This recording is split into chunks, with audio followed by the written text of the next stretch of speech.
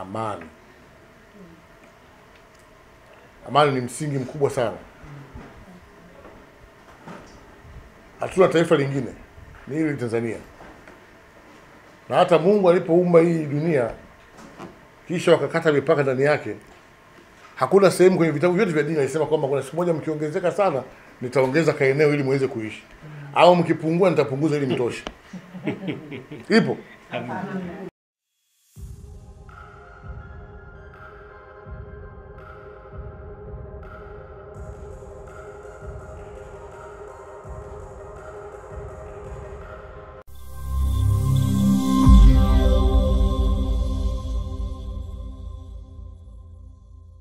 Ndugu waandishi wa habari pamoja na wanachama na wageni wetu, mtakumbuka kwamba huu ni mwaka wa uchaguzi mkuu.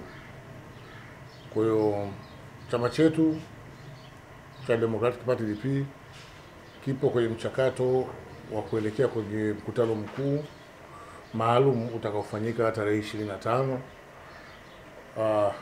jijini Dodoma. Mkutano huo utakuwa na kazi ya kuteua wagombea wa nafasi ya urais wa Jamhuri ya Tanzania, lakini pia utakuwa unateua mgombea mwenza na utakuwa unateua pia na rais wa Zanzibar. Lakini pia utajadili masuala mbalimbali yanayohusu uhai wa chama kuelekea kwenye uchaguzi huu. Kwa hivyo tuwataka Watanzania kwa ujumla wake watambue kwamba chama chetu kinashiriki uchaguzi kikamilifu, na ndio maana tuko kwenye huo mchakato wa kikatiba na wa kisheria.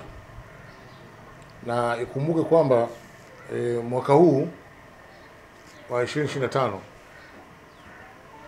taifa letu linakwenda kuingia kwenye uchaguzi wa kwanza ukiwa na tume huru ya taifa ya uchaguzi. Tulikuwa na tume ya taifa ya uchaguzi. This time tuna tume huru ya taifa ya uchaguzi. Kwa hiyo tunakwenda kupractice kwa mara ya kwanza.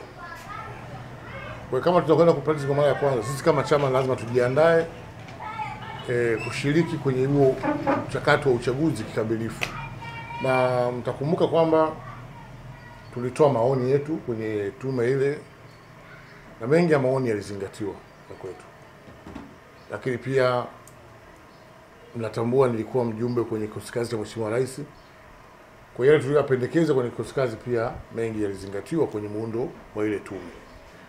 Kwa hiyo kwangu mimi na naamini pia kwa wanachama watakuwa na imani nayo, na hatuwezi kusema jambo lolote hatuna imani labda na hiyo tume wakati hatuja practice sheria mpya. Kwa hiyo tuingie kwenye sheria mpya kwanza, tukapambane nayo huo uchaguzi, tuone end of the day tutakuwa na kusema kwamba ni nzuri au mbaya. Lakini hatuwezi kushona gauni wakati mwanamke bado ni mjamzito, afu akizaliwa kiume mnafanyaje? Kwa maana hiyo basi, na wasihi na nyinyi wanachama wa zamani na wale wapya, sote kwa nafasi yetu tujiandae kuelekea kwenye uchaguzi kikamilifu. Na uchaguzi una mambo mawili. Kwanza, kila raia ambaye ana haki zake zipo kikatiba kwa mujibu wa katiba ya nchi ana haki ya kuchaguliwa, lakini pia ana haki ya kuchagua. Kwa hiyo miongoni mwetu tusijione kwamba sisi ni wale wa kupiga kura tu, lakini pia mtambue kwamba pia mnaweza pia na nyinyi mkawa sehemu ya kupigiwa kura kwa maeneo ambayo mnayoishi. Kwa hiyo msio waoga wa kujitokeza kwenye michakato ya uchaguzi, kwa sababu wewe unajitambua, lakini unaishi nao na kutambua zaidi kuliko unavyojitambua wewe mwenyewe. Kwa maana hiyo basi, kuelekea uchaguzi huu tuna experience ya chaguzi zilizopita. Kuna makundi mawili ambayo yamekuwa yakipata changamoto kubwa sana kwenye chaguzi na yanakosa namna ya ushiriki. Moja ni kundi la wanawake, lakini pia ni kundi la watu wenye mahitaji maalum. Nilitangaza wakati nilipokuwa Zanzibar kwenye makao makuu madogo ya chama kule Zanzibar miezi miwili iliyopita, na leo nitarudia kuzungumza leo makao makuu. Michakato yote ya fomu za ugombea kwa wanawake na watu wenye mahitaji maalum za ndani ya chama na za tume ya taifa ya uchaguzi, chama kitagharamia. Lengo letu, tunataka watu wajitokeze kwa wingi, tupate watu wenye mahitaji maalum watakao kwenda kwenye bunge waende wakawasemee wenzi wao ambao watakuwa wako nje. Lakini pia tukipata wanawake wengi, utatoa uoga kwa wanawake kujitokeza kushiriki chaguzi mbalimbali. Na hii itakwenda kufuta mfumo dume. Kwa sababu mimi naamini kwamba wanawake pia wanaweza. Lakini wengi ni namna gani wanakwenda kwenye michakato. Mtu anafikiria 50,000 yake akachukue fomu, alafu ana vikoba, mtoto sasa anafanyaje? Hapana. Kwa hiyo hakutakuwa kulipia fomu ndani ya chama, lakini pia na fomu ya Tume ya Taifa ya Uchaguzi, chama kitabeba hizo gharama kwa nchi nzima.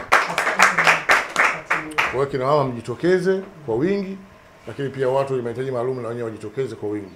Mkiliangalia ile bunge, uwiano wake wa watu wenye mahitaji maalum ni mdogo sana. Kwa hiyo wanakosa watu wa kuwasemea kwenye ile bunge. Lakini sababu ni nini?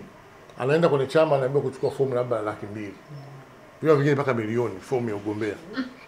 Hajachukua fomu ya uchaguzi. Hajafanya kura za maoni za hicho chama. Ahonge kwenye hicho chama, amalize. Labda kapita. Ateuliwe, aenda akapambana kwenye uchaguzi mkuu tena nje na vyama vingine. Matokeo yake ule uwakilishi utakuwa mdogo sana ndani ya bunge. Sisi ni binadamu na tumeumbwa kuhurumiana na kuona kwamba pale ambapo unahitaji kumsaidia mwenzako basi ufanye hivyo. Kwa hiyo tumesema tutalifanyia kazi katika utaratibu huo. Lakini lingine lazima tukitoka hapa tukawaambie wananchi kwamba uchaguzi mwaka huu upo. Sawa? Na tusiwapumbaze watu kwamba kuna watu wanasema hamna uchaguzi. Uchaguzi upo. Upo kwa mujibu wa sheria, upo kwa mujibu wa katiba, upo kwa mujibu ya kanuni. Lakini pia hata kwenye chama chetu pia upo, kwa sababu kila mwaka tunafanya mkutano mkuu wa chama, tunachagua viongozi. Ukifanyika mkutano maalum maana yake ni kuteua wagombea. Ipo kwenye kalenda ya chama. Kwa hiyo hii inaashiria kwamba tunatambua kila baada ya miaka mitano kuna nini? Kwenda mkawaambie na Watanzania wajue kwamba uchaguzi mwaka huu upo. Lakini pia mkawajenge kuwa na imani na Tume Huru ya Taifa ya Uchaguzi, kwa sababu hatujaiona madhara yake. Kuna watu bana, mimi hata nikienda huko sijui inakuaje, atapita tu. Hapana. This time tuna sheria mpya. Kwa hiyo tuka practice hii sheria mpya.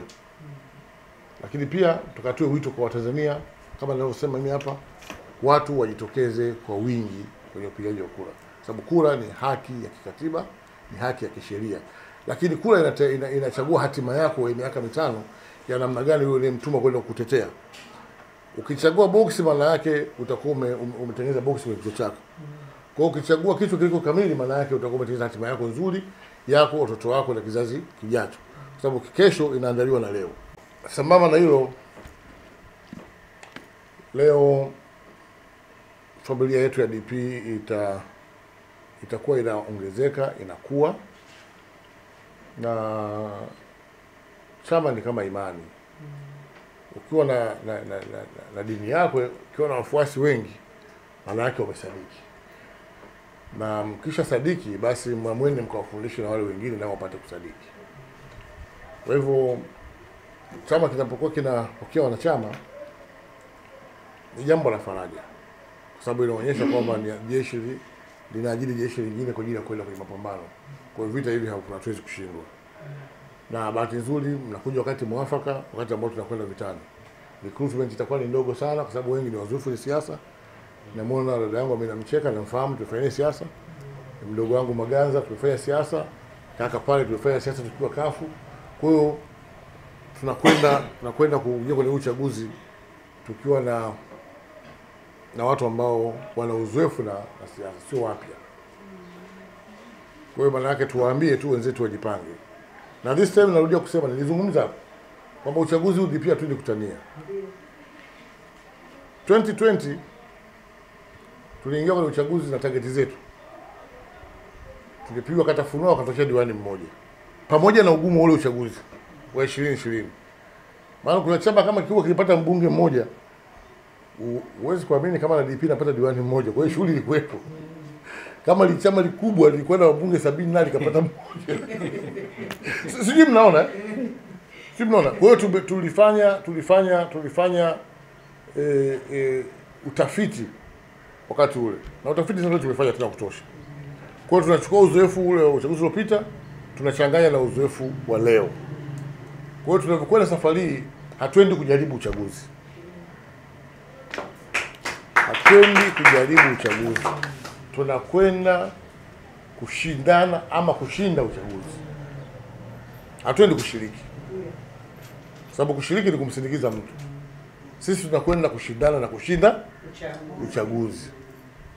Lakini pia tuwaombe Tume ya Taifa ya Uchaguzi. Tunatambua sheria yao ni nzuri na imeshirikisha wadau katika hatua zote. Na sisi DP ni sehemu ya vyama 18 vilivyotia saini yale maadili ya uchaguzi, kwa sababu tuna imani. Lakini tume ina miguu mingi. Sasa ile imani tulionayo kwenye Tume Huru ya Taifa ya Uchaguzi, kule taifa, wahakikishe kwenye uchaguzi huu wanakwenda kuwaambukiza na watakao kuwa chini, kwa maana mpaka ngazi ya kata. Wasije wakatuharibia watu uchaguzi kwa interest zao. Wasije watu wakakanyaga sheria kwa interest zao. DP hatutakubali. Tukishinda tutangazwe.